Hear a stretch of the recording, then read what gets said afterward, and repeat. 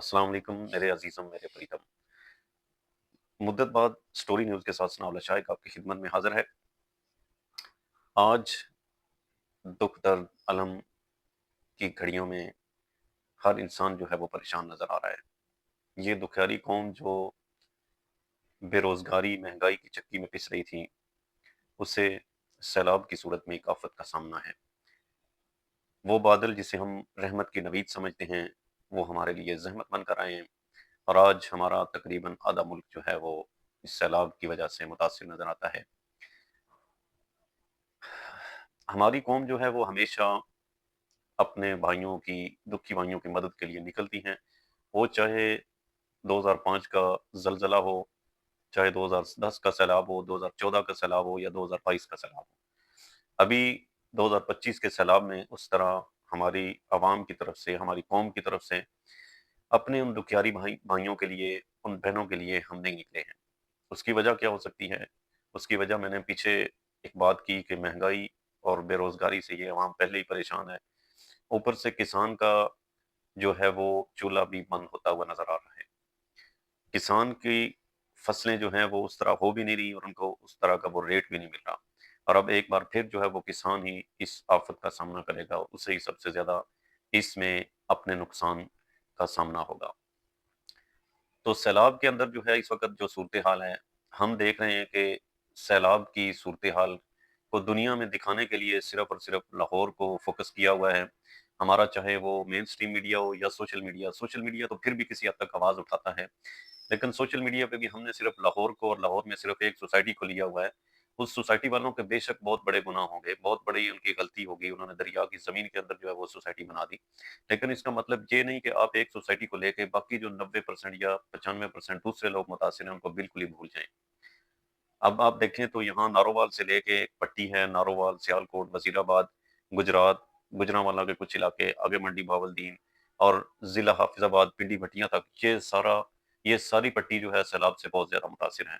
और इस सारी पट्टी के अंदर जो है वो पाकिस्तान का सबसे बेहतरीन चावल काश्त होता है।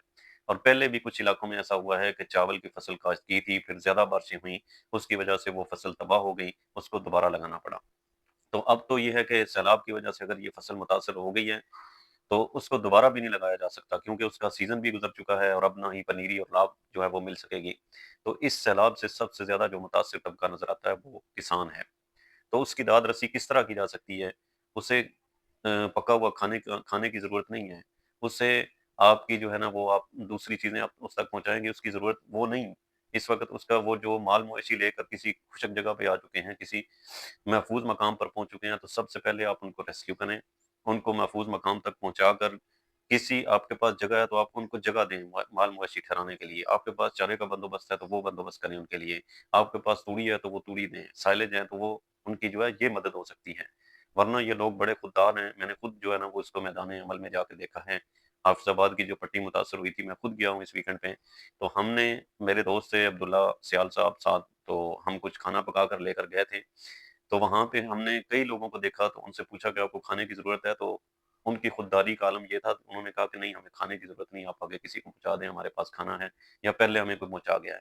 तो इसलिए हुकूमत वक़्त का भी करने का काम ये है कि सबसे पहले इस तबके को देखें।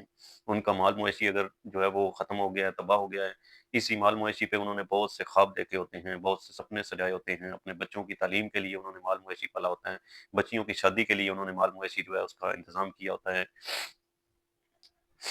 और इसी तरह इसी माल-मवेशी के ऊपर उनके बहुत से अरमान होते हैं जो कि ये इसी पानी की नज़र हो गए हैं, इस सैलाब की नज़र हो गए हैं। तो उनकी दाद रसी यही है कि उनके बिल माफ़ किए जाएँ, उनको जो है ना ये इलाके जहाँ पे सैलाब आया उनको आफ़त-ज़दा करार देकर वहाँ पे जो अगर कर्ज़े हैं तो कर्ज़े माफ़ किए जाएँ, उनके बिल आते हैं जो बिजली के वो माफ़ किए जाएँ और उनके लिए जो है वो नकद इमदाद जो है, माली मदद जो है वो नकद इमदाद की सूरत में की जाए, ताकि वो आने वाले वक़्त में जल्द से जल्द बहाली की तरफ जा सकें। अगर किसी का मकान गिर गया तो सबसे पहले उसको छत देने की ज़रूरत है, उसको छत मुहैया की जाए, उसकी छत का बंदोबस्त किया जाए। ये खाना वक़्ती तो है लेकिन अब पानी उतरना शुरू हो गया, लोग वापस जो है ना अपने इलाकों की तरफ वापस जा रहे हैं।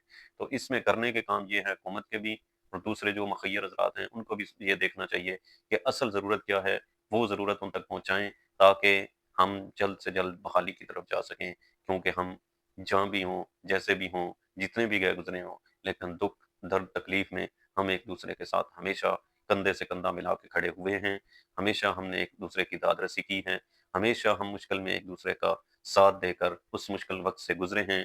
یہ وقت مشکل ہے لیکن ہم اس کو انشاءاللہ ایک دوسرے کے تعاون کے ساتھ پھر اس کو آسانی میں تبدیل کریں گے، پھر ہم اس کو آسانی کی طرف لے کر جائیں گے۔ اللہ تعالی ہم سب کا حامی و ناصر ہو۔